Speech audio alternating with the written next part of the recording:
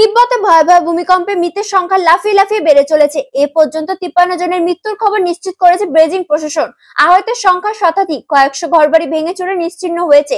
ধ্বংসস্তূপের নিচে চাপা পড়ে আছেন এখনো বহু মানুষ। মৃত ও জখমদের খুঁজতে উদ্ধারে চীনা সেনাবাহিনী দুর্গত এলাকায় ড্রোন নামিয়েছেন। মঙ্গলবার দুপুরে পিপলস লিবারেশন আর্মি ও ওয়েস্টার্ন থিয়েটার কমান্ড জানিয়েছে উদ্ধার কাজে সহায়তার জন্য সেনাবাহিনী অনুসন্ধানী ড্রোন পাঠিয়েছে। ওয়েস্টার্ন থিয়েটার কমান্ডের তরফে ভূমিকম্পের খবর পাওয়া মাত্রই বিমান বাহিনীকে সক্রিয় হওয়ার নির্দেশ দেওয়া হয়েছে। বিপর্যয় মোকাবিলায় ইতিমধ্যেই দুর্গতদের উদ্ধারে পরিবহন, চিকিৎসা, হেলিকপ্টার এবং সেনাবাহিনীকে তৈরি রাখা হয়েছে। সবশেষে খবরে জানা গিয়েছে এদিন ভারতীয় সময় বেলা 11:27 নাগাদ ফের একটি আফটারশকে কেঁপে ওঠে সিজাং স্বশাসিত এলাকা। রিক্টার স্কেলে কম্পনের তীব্রতা ছিল 4.5। হিমালয়ের উত্তর পাদদেশ এলাকা নেপাল তিব্বতের সীমান্ত এলাকায় ভূমিকম্পের কেন্দ্রস্থল ছিল। তীব্র ভূকম্পনে কেঁপে উঠেছে তিব্বত, নেপাল, ভুটান, পশ্চিমবঙ্গ, বিহার, এমনকি দক্ষিণ ভারতের কোনো কোনো এলাকা। এভারেস্ট অঞ্চলের উত্তর ভাগের গেটওয়ে বলে বিখ্যাত টিংরি নামে একটি গ্রামীণ তালুকে ছিল ভূমিকম্পের উৎসস্থল। চীনের ভূমিকম্প পর্যবেক্ষণ কেন্দ্র সংবাদ সংস্থা রাইটার্সকে জানিয়েছে মাটি থেকে 10 কিলোমিটার নিচে ভূমিকম্পের উৎসস্থল ছিল। এদিন সকাল 6:35 নাগাদ প্রথম কম্পনটি হয়। তার কিছুক্ষণ পরই কেঁপে ওঠে চীনের সিজাং। পরপর 5 বার আফটারশক অনুভূত হয়। দ্বিতীয় কম্পনটি হয় সকাল 7:02 নাগাদ। কম্পন মাত্রা ছিল 4.7।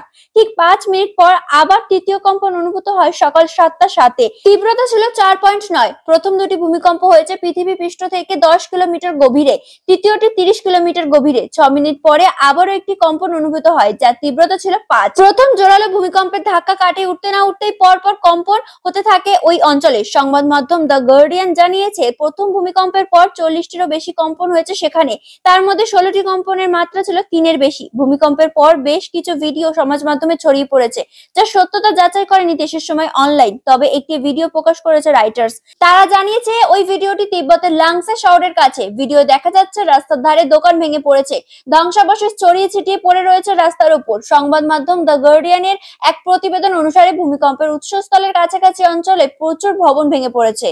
এর আগে 2023 সালের নভেম্বরেও 6.4 মাত্রার জোরালো ভূমিকম্প হয় নেপালে। সেইবারের ভূমিকম্পে শতাধিক মানুষের মৃত্যু হয় হিমালয়ের কোলে থাকা এই পাহাড়ি দেশে। 2008 সালে দক্ষিণ পশ্চিম চীনের সিচুয়ান প্রদেশে এক ভূমিকম্পে প্রায় 70,000 মানুষের মৃত্যু হয়েছিল। 2015 সালে নেপালের কাঠমান্ডুর কাছেও 7.8 মাত্রার এক জোরালো ভূমিকম্প হয়।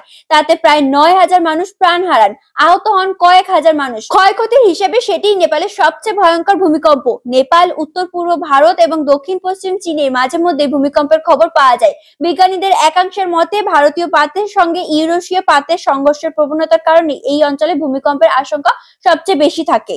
দেশের সময়।